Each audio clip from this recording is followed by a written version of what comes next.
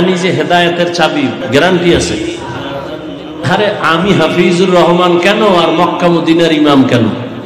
স্বয়ং রসুলও যদি বয়ান করে আর কপাল পুড়ে যায়, রসুলের বয়ানেও কালেমা জীবনে আসে না। যেই নবীকে এক নজর দেখলে জাহান্নামের আগুন হারাম, যেই নবীর চেহারা মোবারকের দিকে তাকাইলে এক সপ্তাহের ক্ষুধা থাকে না।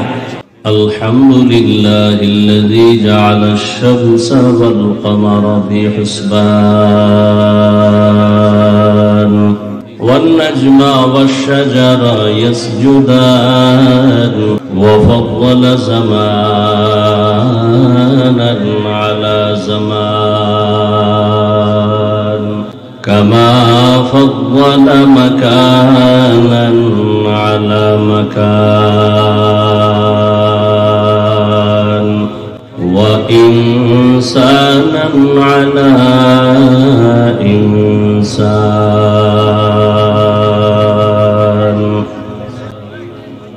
ওয়া নাশহাদু আল্লা ইলাহা ইল্লাল্লাহু ওয়াহদাহু লা شريك له لا ضد له ولا ند له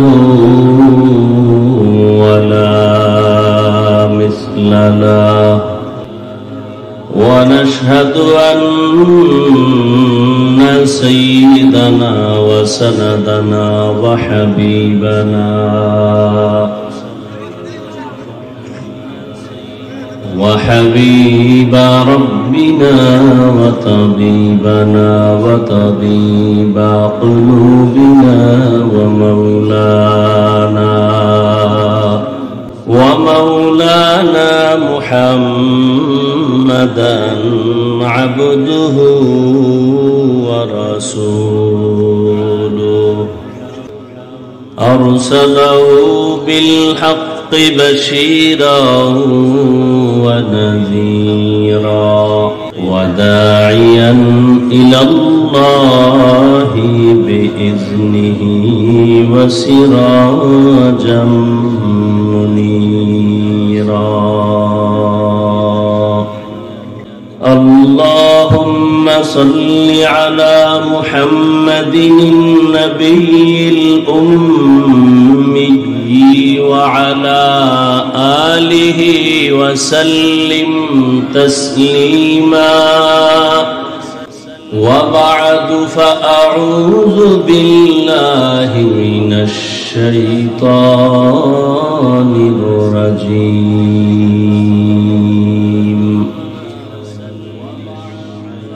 بسم الله الرحمن الرحيم يا أيها الذين آمنوا استعينوا بالصبر والصلاة إن الله مع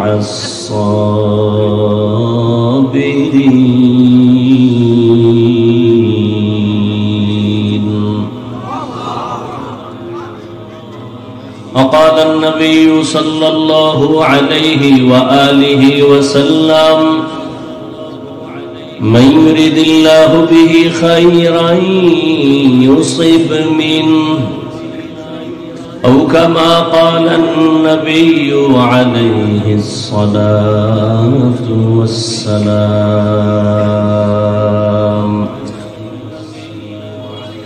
صدق الله مولانا العظيم وصدق رسوله النبي الأمي الكريم ونحن على ذلك من الشاهدين والشاكرين والذاكرين والحمد لله رب العالمين.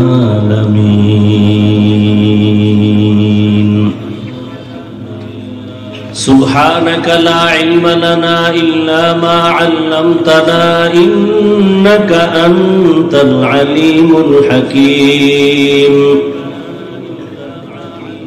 رب اشرح لي صدري ويسر لي أمري واحلل عقدة من لساني يفقهوا قولي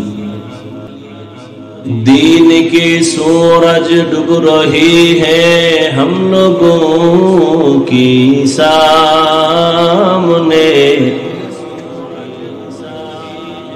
دین کی سورج ڈوب رہی ہے ہم لوگوں کی سامنے روز محشر کیا جواب ہے مصطفیٰ کی سامنے روز محشر کیا جواب ہے مصطفیٰ کی سامنے حقیقت کھل جائے گی بوقت امتحان تیرے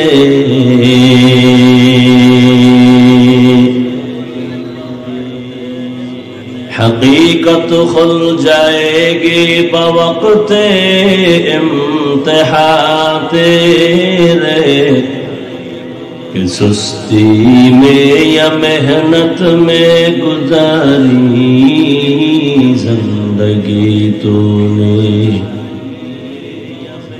کہ سستی میں یا محنت میں گزاری زندگی تو نے محمد نے آ کر کفر کو مٹایا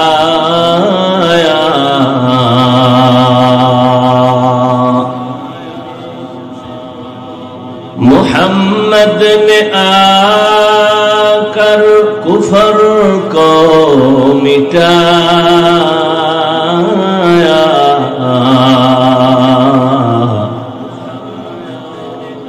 کفر کو مٹا کر صداقت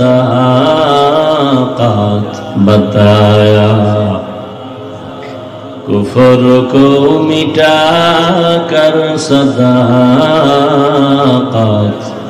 بتایا لا الہ الا اللہ لا الہ الا اللہ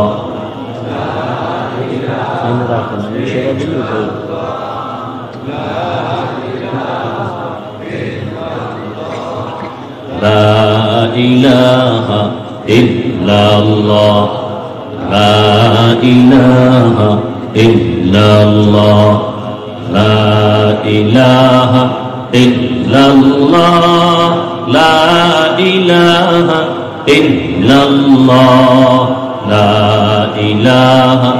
الا اللہ لا الہ الا اللہ لا الہ الا اللہ لا الہ الا اللہ لا الہ الا اللہ لا الہ الا اللہ لا الہ الا اللہ لا الہ الا اللہ لا الہ الا اللہ لا الہ الا اللہ لا الہ الا اللہ لا الہ الا اللہ لا الہ الا اللہ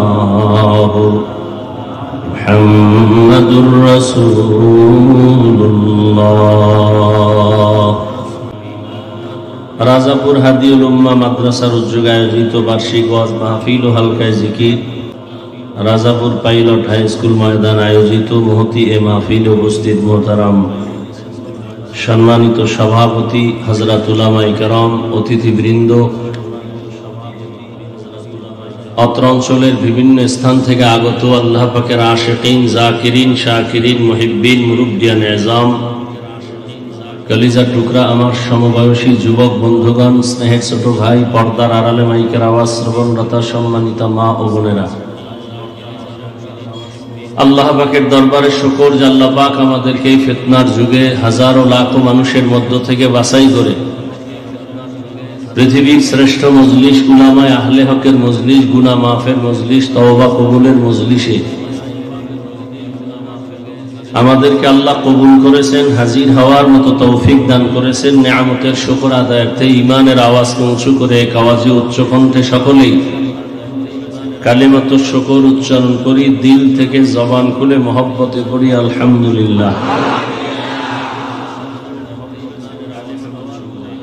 দরুদ ও সালাম সৈয়দুল মুরসালিন রাহমাতুল লিল আলামিন শফিউল মুজনিবিন খাতামুন নবিয়্যিন সৈয়দুস সাকালাইন ইমামুল মুরসালিন হযরত মুহাম্মদুর রাসূলুল্লাহ। আবার সবাই জবান খুলে পড়েন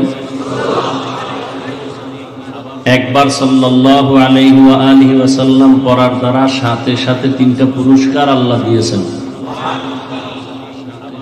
প্রথম পুরস্কার 10টা গুনাহ মাফ হয়ে গেছে, দ্বিতীয় পুরস্কার 10টা নেক আমলনামায় যোগ হয়েছে, তৃতীয় পুরস্কার আল্লাহর দরবারে আপনার মর্যাদা 10 গুণ বেড়ে গেছে। 10টা গুনাহ যে মাফ হইল, ওই 10টা গুনাহকেও আল্লাহ নেক দ্বারা পরিবর্তন করেছেন। জীবনে আল্লাহর কাছে পেশ করার মতো কোনো আমল আছে যে আল্লাহকে বলবেন আল্লাহ একটা আমল নিয়ে আসি? দরুদের আমলটাকে ধরেন, ছোট আমল কিন্তু পাওয়ার অনেক বেশি। অনেকে তো ভাব যেভাবে দেখাইতেছেন মনে হয় জান্নাত বিনা হিসেবেই পাবেন,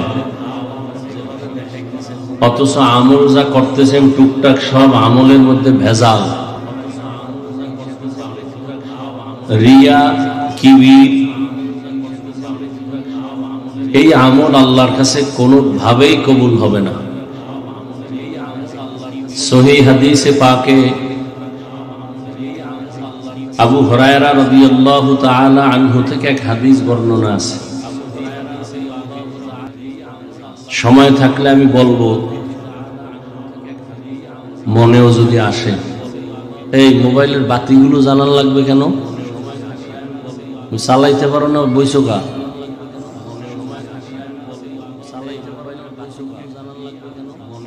ওয়াজের প্যান্ডেলে মোবাইল লাগবে কেন?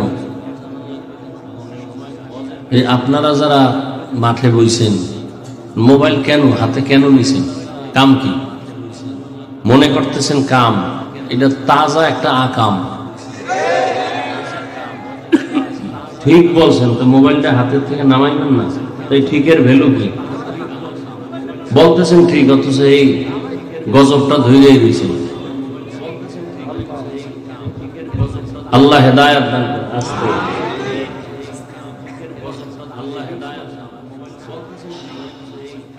যাদের আয়োজনে আজকের এই মাহফিল, সময়, পরামর্শ, অর্থ দিয়ে দোয়া করে উপস্থিত হয়ে মাইক, লাইট, প্যান্ডেলের ব্যবস্থাপনার মাধ্যমে সহযোগিতা যারা করেছেন, প্রত্যেককেই আল্লাহ পাকের খেদমতের বরকতে দুনিয়াতে শান্তি, পরকালে চিরমুক্তির ব্যবস্থা করে দিন।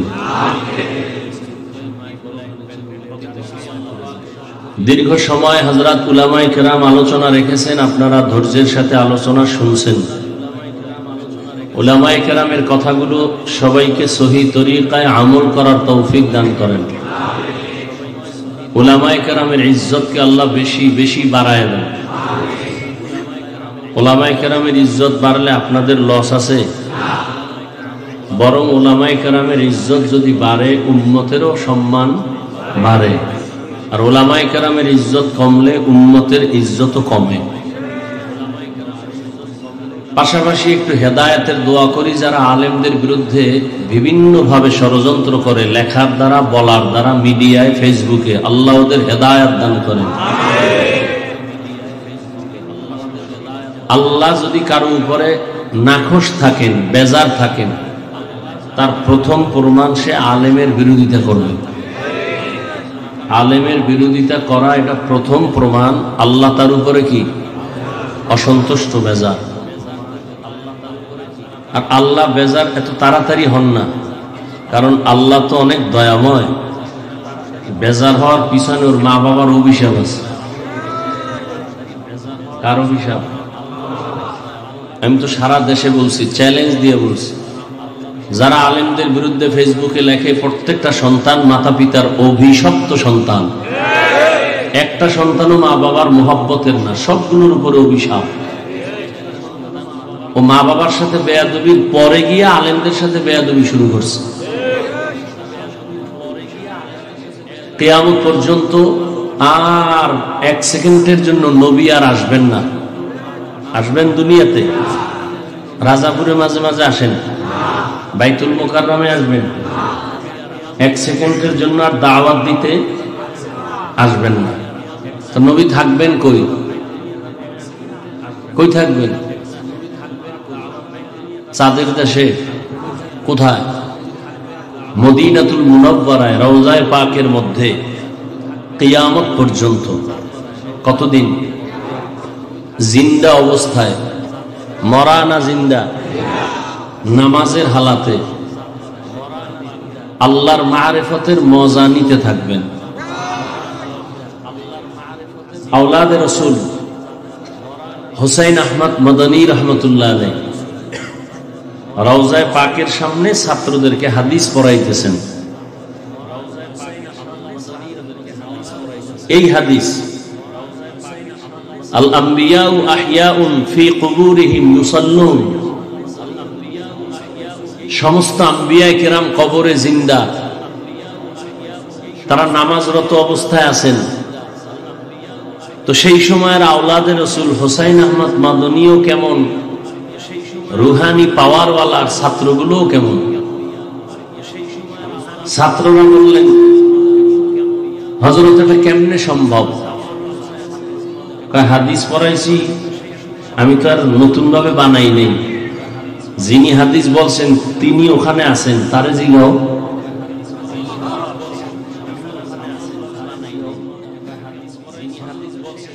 ছাত্র তো সেই মানে মুরাকাবার হালাতে চলে গেছে, দেখতেছে রাসূল সিজদারত অবস্থায় আছেন।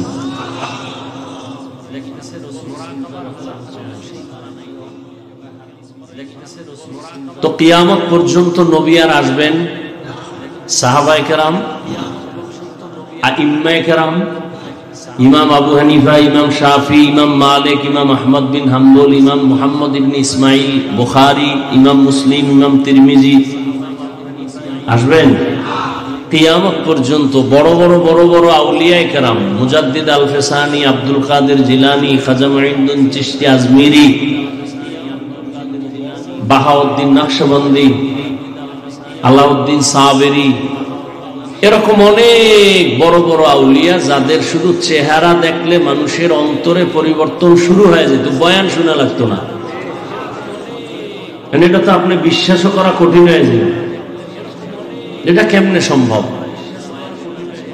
হাজার বার সম্ভব। ইন্না বিনাল বায়ানে লা সিহরা, আল্লাহ মানুষকে কণ্ঠ দিছেন, এটা আমার আব্বাই দিছেন। কে দিছেন? চেহারা সুন্দর, কে দিছেন? কথা বলার বাচন ভঙ্গি সুন্দর, কে দিছেন? এটা নেয়ামত না গজব? নেয়ামত পাইলে কি করবেন? হিংসা করবেন। কি করবেন? শুকরিয়া আদায় করবেন, তাই তো? কেন বলেন অমুকের কণ্ঠই আছে, আপনার নাই কেন? আপনি আরেকজনের কণ্ঠকে হিংসা করেন কেন? এটা তো আল্লাহর দেওয়া নেয়ামত। আল্লাহর দেওয়া নেয়ামত কণ্ঠকে যদি আপনি বাঁকা নজরে দেখেন, মূলত তো আপনি আল্লাহর নেয়ামতকেই বাঁকা নজরে দেখলেন।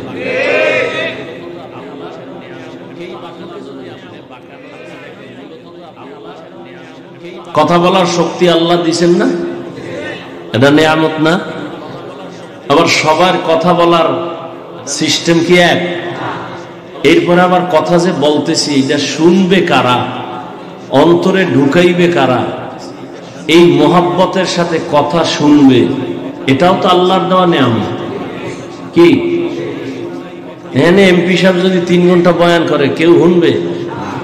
টাকার লোভে কিছু গাঞ্জাখোর আসতে পারে, কিন্তু জান্নাতি মানুষ কেউ আসবে না।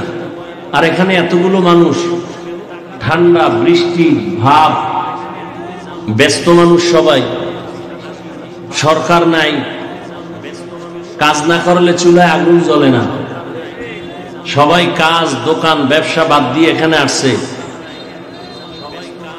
টাকা দেওয়া হয়েছে, বরং টাকা রাখা হয়েছে।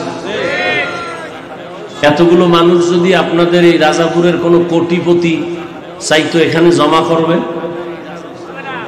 এক নাম্বার তার গাড়ি ফ্রি দেওয়া লাগতো,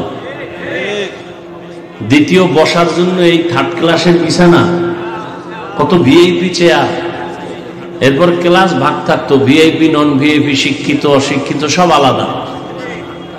এরপরে এতগুলো মানুষকে নিয়ন্ত্রণ করার জন্য কত পুলিশ লাগতো। কিন্তু এখানে কোনো গাড়ি নাই, ফ্রি নাই, নাস্তা নাই। নাস্তা আছে অনেক জায়গায়, তো তবারকও দেওয়া আছে না, এখানে এরকম আছে কিছু নাই। এরপরে বসার বিছানা, পৃথিবীতে এর থেকে নিম্ন বিছানা হতে পারে না। ক্লাস ভাগ আছে, কে বড় কে ছোট, কে আলেম কে মূর্খ, কে ধনী কে গরিব, সব একাকার।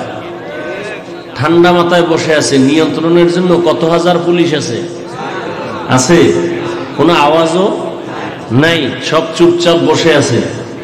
এই মুহূর্তে একটা টেলিফোন আসলেও মোবাইল বন্ধ করে দিবে, কেটে দিবে, রিসিভ করবে না। ঠিক কেন? কি যেন পাইতে চায়, অথচ নগদ কিছু দেওয়াও হবে না। বয়ান যা হবে সব গায়েবী, জান্নাতের বয়ান, জাহান্নামের বয়ান, কিয়ামতের বয়ান, আল্লাহর কুদরতের বয়ান, অতীতের ইতিহাস, সব গায়েবী বয়ান, নগদ কোনো বয়ান নাই। আচ্ছা মুরব্বীরা আপনারা বুঝেন, বা মধ্যবয়সী ছোট ছোট বাচ্চা আছে, ওরা কি বুঝে? সব কথার মূল কথা, এটা কেমনে সম্ভব? ১৫০০ বছর আগে রহমতের নবীর আদর্শ লালন করার কারণেই এটা সম্ভব। কি প্রমাণ দিল? এ জমিনের মধ্যে কিয়ামত পর্যন্ত ইসলাম ছাড়া ব্যক্তি, সমাজ, রাষ্ট্রে, রাজনীতি বলেন, অর্থনীতি বলেন, সমাজনীতি বলেন, কোন নীতিতে ইসলাম ছাড়া শান্তি নাই। যারা বলে তারা ধোঁকাবাজ। কেউ দিতে পারছে শান্তি? কেউ পারে না, পারবেও না। এ কথাটা শুধু আমাদের কেন, যারা ইসলামের বিরুদ্ধে চলে ওরাও কয় মনে মনে ইসলামী শান্তি দিতে পারে। মানে না কেন? একমাত্র কারণ ওরা চুরি করতে পারবে না, দুর্নীতি করতে পারবে না, আড্ডা দিতে পারবে না, মদের বোতল নিতে পারবে না, জুলুম করতে পারবে না, আঙ্গুল ফুলে কলা গাছ হতে পারবে না। এই ঝামেলার কারণে ওরা জানে ইসলাম সঠিক, মানে না। কি আপনাকে অবস্থাও একেবারে বেশি ভালো না, ভালো মোটেই না। শিয়ালের হাতে মুরগি দিয়ে কয় 3 দিন আমানত। কার হাতে? শিয়াল কয় 3 দিন কেন, 1 সেকেন্ডও দেওয়া যাবে না, মরা কেন, জিন্দাও না। তো শিয়ালের হাতে মুরগি দিলে যা হবে, বেনামাজি সুদখোরের হাতে ধর্মের চাবি দিলে তাই তো হবে, তাই তো হচ্ছে। এখন কথা হলো চাবি দিছে কারা?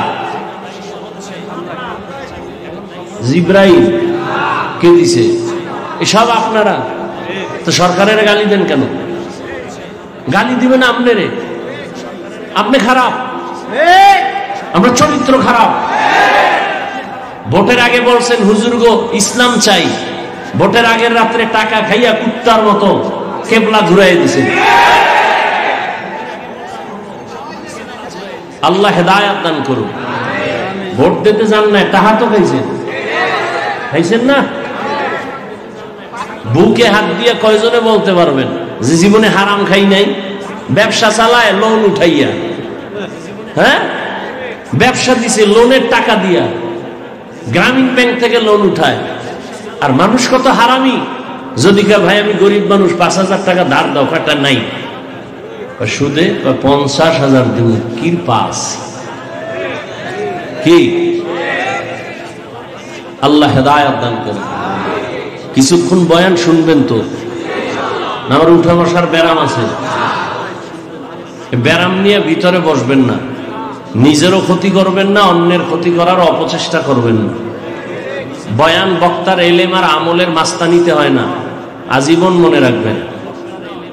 বয়ান যাই হোক, ভালো মন্দ যা কিছুই হবে, শ্রোতাদের অন্তরের মোহব্বত আর আকর্ষণের উপরে হবে, বক্তার ব্যক্তিগত কোনো বাহাদুরি নেই।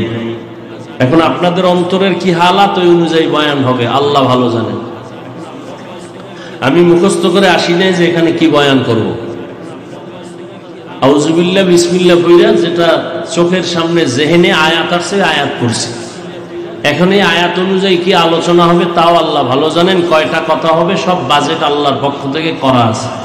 কত মিনিট হবে, কত সেকেন্ড হবে, কোন কপালওয়ালা এখানে থাকতে পারবে, মোনাজাত দিয়ে যাইতে পারবে, আর কোন কপাল পরা বয়ান শুনে মোনাজাত না দিয়ে যাবে, সব আল্লাহর আদালতে বাজেট হয়ে আছে। বাকি বাজেটটা আকপিস হবে যদি আপনার নিয়ত আকপিস হয়। আপনি যদি নিয়ত করেন যে না ইনশাল্লাহ আসছি, মাওলায় নিয়ে আসছি, তাহলে মা বাবার জন্য একটু দোয়া কইরেই যাব, শেষ সময় নিজের গুনাহ মাফ করাইয়াই যাব। এটা তো ওই প্যান্ডেল যে দামি দামি মানুষগুলো ঘাসের উপরে বসছে, তাহলে প্যান্ডেলটার দাম কত? নবীজি বলেন আল্লাহ ঘোষণা দিছেন বসার সাথে সাথে সবার গুনাহ মাফ। নবীজি আরো বলেন যখন ঘর থেকে আপনারা বের হইছেন প্রত্যেকের সাথে ৭০,০০০ ফেরেশতা আল্লাহ কাফেলা বানায় দিয়েছেন। বাসায় যাওয়া পর্যন্ত এরা শুধু আপনার জন্য দোয়াই করতে থাকে। তো আমি আপনাদের দোয়া নিতে আসছি। দোয়া খুব জরুরি একটা পুঁজি, বড় দামি একটা জিনিস। আর আমার এলেম নাই, আমল নাই, দোয়া নিয়েই কোন রকম চলতেছি। আর সবাই তো বরদোয়া করে না, আর যেটিতে বরদোয়া করে ওটির বরদোয়া কাজেও লাগে না। যারা দোয়া করেন এদের দোয়া আমার খুব দরকার। এবং সংক্ষিপ্ত আলোচনার জন্য কোরআনে হাকিমের সূরা বাকারা থেকে এক টুকরো আয়াত পড়েছি, নবীজির একটি হাদিসের অংশ পড়েছি। বয়ান আপনাদের মুহাব্বত আর ধৈর্যের উপরে চলবে। উঠা বসা করলে কোনো অনুমতি নেই, আস্তে হাত দুইটা উঠায় দোয়া করে ফেলবো, শেষ। এবছরের জন্য বিদায়। কারণ আপনি যদি বয়ান শুনতে ভালো না লাগে, আমার করার দরকার কি? আল্লাহ যতদিন বলাইবেন, বয়ানই যে হেদায়েতের চাবি, গ্যারান্টি আছে। আরে আমি হাফিজুর রহমান কেন আর মক্কা মদিনার ইমাম কেন? স্বয়ং রসুলও যদি বয়ান করে আর কপাল ফিরে যায়, রসুলের বয়ানেও কালেমা জীবনে আসে না। যেই নবীকে এক নজর দেখলে জাহান্নামের আগুন হারাম, যেই নবীর চেহারা মোবারকের দিকে তাকাইলে এক সপ্তাহের ক্ষুধা থাকে না,